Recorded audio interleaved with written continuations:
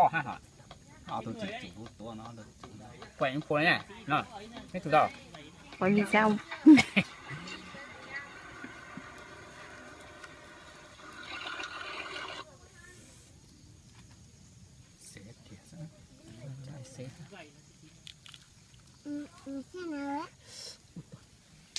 Cái gì xem này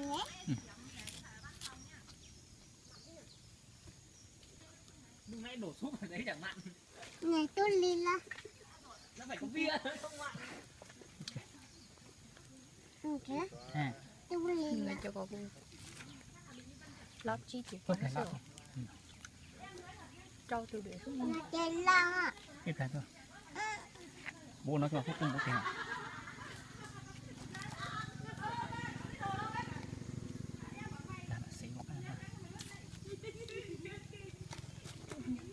ok họ xếp rồi họ ôi đang chín cái gì nhỉ? nó Nông ăn sữa đâu? nông cà Nông cay. Ở tiêu. ô nó phải to Đâu có nhìn thấy ở đâu đấy. sao ăn cái đùi à ăn đùi ăn nó cày chó nó cả nó Đừng có đều đấy. hai chân nó hả nó thật Nào, nó cho bé tung luôn quả. nó vào tại thay thì nó mỏ nó nó vào lên mình bố nó vào lên nha bố nó vào việc tôi luôn nó nha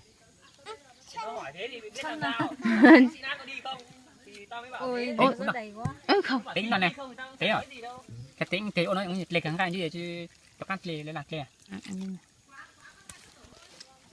thôi mời nha bữa trưa này quá ngon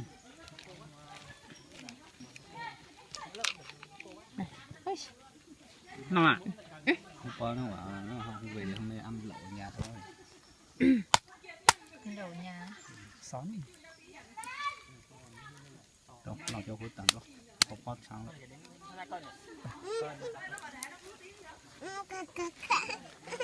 khử cả à còn cả đó đấy Cái ca nó sẽ thành mua ca nó nó. to thật là luộc nè nè cả nó luôn nó to to to ui Thế nó chọc ôi ra. chỉ kéo thôi Rồi chỉ có cỏ.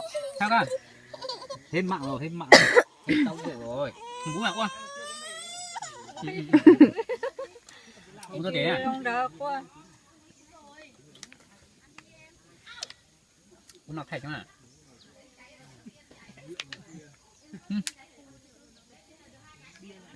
nó con nha Để lúc không ta có lẽ. từ rồi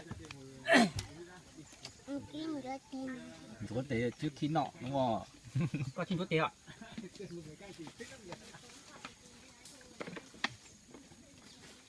bỏ chó nó bỏ sơn thế chưa Mất thì tự tẩu mà mong chúa. chúa luôn đúng không chúa ngon sao chơi con chúa đến chậu tôi không à có phải chúa coi chúa thôi nhỉ chúc mừng 20 tháng 10 nhỉ thôi mừng nha chị em phụ nữ nha Chào nhá. mời anh em nhá đứng trước nha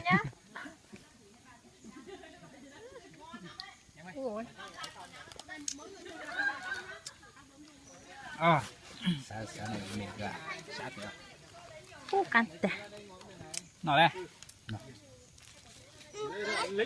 sao Ăn con thịt không? hả thế lúc chị mua liệu có chị mua liệu Có mà, con bố mở cái đấy đi. Chắc mà hay là con xem từ nãy đến giờ hết lưu lượng. Ăn thôi, mời cả nhà ăn thôi. nó bỏ Thôi cô thế thôi. nó lúc ở tí ní